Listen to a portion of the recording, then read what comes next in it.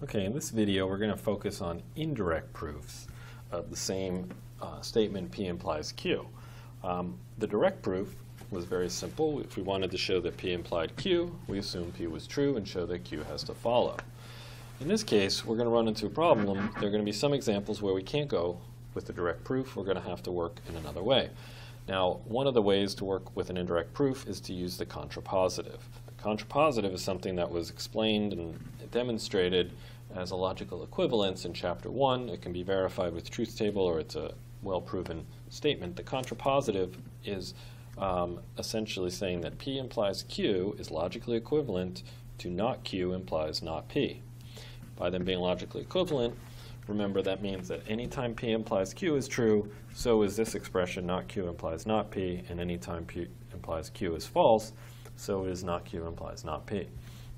So the way we go about doing a indirect proof, this is really the key here, is that you're going to assume Q is false, that's the conclusion, and you're going to have to show that P is false, that's the hypothesis. So instead of showing P implies Q directly, we're going to work with not Q and show that it implies not P. And then we're going to use a direct proof for that. We're going to use the same definitions of even and odd numbers in order to do these odd-even proofs. So here's an example of one of these situations here where we're going to need an indirect proof. Let's just assume we tried to do this as a direct proof. We would start with 3n plus 7.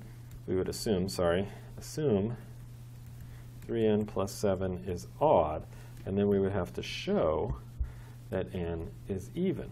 Okay? If we were going to do this as a direct proof, we would have to assume that 3n plus 7 equals 2k plus 1 and show that n is even, which would be 2 times L. And we would eventually have to get from this 3n plus 7 down to n. Well, we can subtract 7 from an integer and still be an integer, but what happens when we try to get rid of this 3, we're going to divide an integer by 3. And not any integer divided by 3 still is an integer. So that's sort of the issue we run into trouble with the direct proofs. The key is we always have to start with the n expression and build our way up to the function of n. Right? So in this case, we want to go sort of backwards from the n to the 3n plus 7 instead of as a direct proof when we go forwards for the 3n plus 7 to the n. Okay? So we don't want to go ahead with the direct proof. We're going to start with an indirect proof. So let's see how we do this. So for an indirect proof, and you might want to just sort of mark that down as a reminder and write down even maybe not Q implies not P. Just get used to writing that, even though it's off to the side of our screen here. It won't be on your quiz or test, so it's a good idea to practice writing that down. Now what we do here is we're going to assume not Q. Okay, so this is Q being n is even. Well, not Q would be the complement of that. If n is not even, then n is in fact odd. Now over here, 3n plus 7 is odd. That's our P. We're going to have to show not P. So that means that 3n plus 7 must be even. Okay? So we're going to assume that n equals odd, n equals 2k plus 1, and then we're going to have to show that 3n plus 7 is even, which is 2l. Okay? We're always going to work from the n up to the 3n plus 7, not the other way around. And basically now we're just going to do this as we did a direct proof. Right?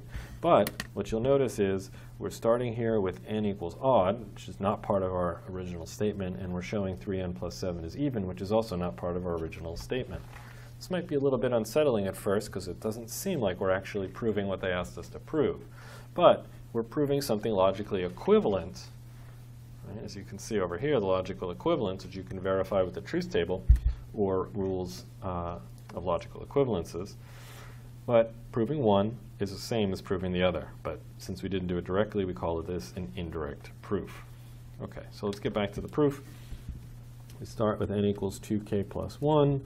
Then we construct 3n plus 7, which is 3 times the expression, 2k plus 1 plus 7, which becomes 6k plus 3 plus 7. And again, in this case, we're trying to show that the expression in the end here, 3n plus 7, is even. So we don't need a plus 1 on the end. We just want to show that everything has a common factor of 2.